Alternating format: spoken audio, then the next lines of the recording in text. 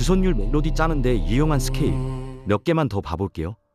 홀톤 스케일은 약간 어두운 마법이나 환상을 느끼게 하는 스케일입니다.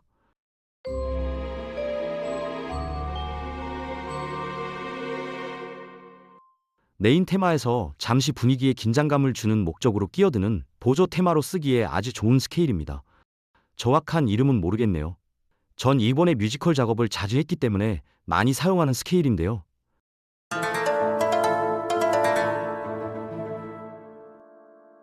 이번 특유의 사무라이 감성이 나는 스케일입니다. 신비로우면서 강렬한 느낌을 줍니다. 블루스 스케일은 말 그대로 블루스 느낌을 내주는 스케일입니다.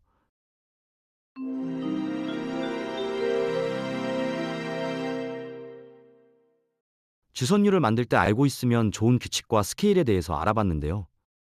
스트링에는 주선율이 있으면 대선율이 있습니다. 그리고 그 밑에는 리듬이 있습니다. 또 전체적으로 스트링들이 이루어가는 화성이 있습니다. 그러니까 가장 위에 주선율이 있고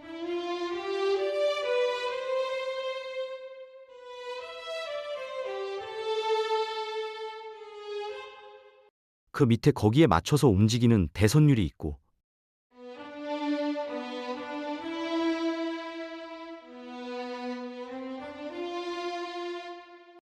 그 밑에는 틀을 잡아주는 리듬이 있고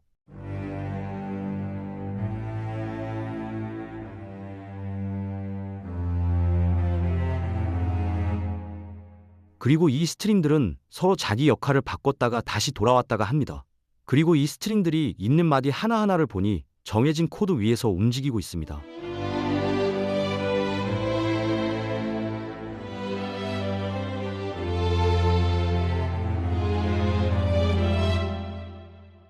지금 말한 것들이 머릿속에서 정리가 돼야 스트링 편곡을 짤 수 있고 스트링 편곡을 짤 수 있으면 다른 전체 오케스트라 악기 편곡도 짤 수 있습니다. 다른 악기들은 스트링과 음색과 특성이 다른 것일 뿐이고 그 구성은 마찬가지이기 때문입니다. 다 스트링처럼 주선율을 진행하기도 하고 밑에 대선율이 있고 리듬이 있고 전체로는 화성, 즉 코드를 이루고 있습니다. 이게 머리에서 촘촘히 정리될수록 오케스트라 편곡이 디테일해집니다. 따라서 이런 것들을 제대로 이해하는 게 초보자가 시작하는 데 있어서 가장 중요한데요. 좀 더 다른 각 성부의 역할을 세분해서 정리해 볼게요. 스트링을 고음, 중음, 저음 파트로 나눌 수 있습니다. 먼저 고음 파트입니다. 바이올린 1과 바이올린 2입니다. 바이올린 1은 말씀드렸듯이 주선율 담당이고요. 곡의 흐름에 따라 변하기도 합니다. 바이올린이나 첼로에게 주선율 잠시 넘겨주고 위에서 분위기만 조성하기도 합니다. 바이올린 2는 이를 보조합니다. 단순히 화성을 보조하기도 하고 같이 진행하면서 더 힘을 실어주기도 하고 독자적인 멜로디로 대선율을 이루기도 합니다. 대선율은 주선율이 진행되는 동안 그 뒤를 받치거나 병행하며 독립적인 생명력을 가지고 움직이는 제2의 멜로디를 의미합니다.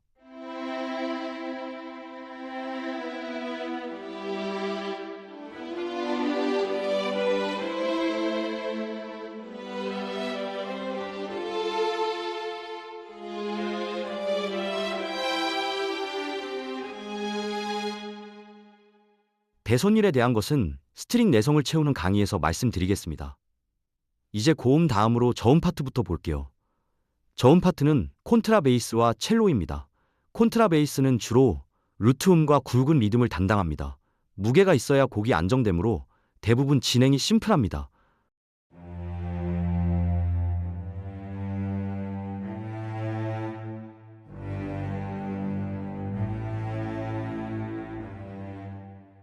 첼로는 일단 콘트라베이스의 메인 리듬을 더 두텁게 보조합니다.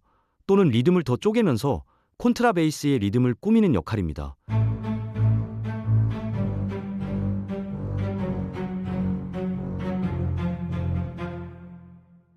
또 가끔 전면으로 나와서 주선율을 연주하기도 합니다.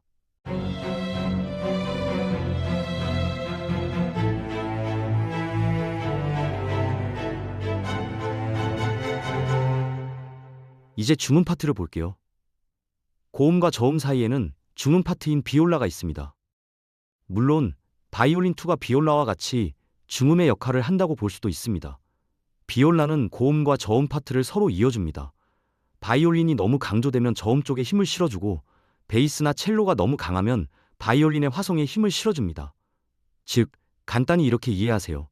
비올라는 해결사 역할을 하는 경우가 많습니다.